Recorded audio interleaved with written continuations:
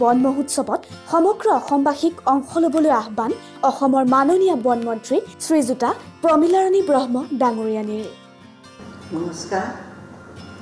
সমগ্ৰ ভাৰতবৰ্ষত বিভিন্ন ৰাজ্যৰ লগতে আমাৰ অসমতো আমি 1 জুলাই তাৰিখৰ পৰা 7 তাৰিখলৈকে বন মহোৎসৱ এই উৎসৱ পালন কৰিবলৈ লৈছোঁ। মহোৎসৱৰ উপলক্ষত আমি সকলো ৰাষ্ট্ৰীয় ঘাইপথ আৰু সকলো পথৰ দাঁতিত গছ-গছনি ৰোপণ কৰিবৰ কাৰণে আমি সিদ্ধান্ত লৈছোঁ।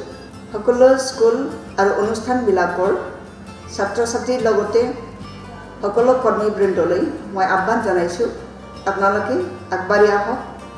আপোনালোকৰ অনুষ্ঠানবিলাকত আপোনালোকে গছ-গছনি ৰোপণ কৰক।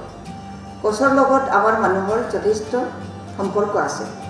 গছৰ ওপৰত মানুহ জীয়াই থকাত নিৰ্ভৰশীল। আমাৰ অসমৰ বিভিন্ন জাতি জনজাতিসকলৰ কলা কৃষ্টি গছ-গছনিৰ ওপৰত যথেষ্ট নিৰ্ভৰশীল। এই গছপুলি ৰোৱাটো আমাৰ কৃষ্টি হিচাপে আমি লোৱাটো নিতান্তই দৰকাৰ। এতিয়া গছপুলি ৰোৱাৰ সময়। আপোনালোকে সকলোৱে যদি প্ৰতিগৰাকী ব্যক্তিয়ে এটি গছপুলি ৰোপণ কৰে, তেতিয়াহ'লে আমাৰ এই মাতৃভূমি অসমৰ বুকুখনক আমি সেউজ কৰি তুলিব পাৰিম।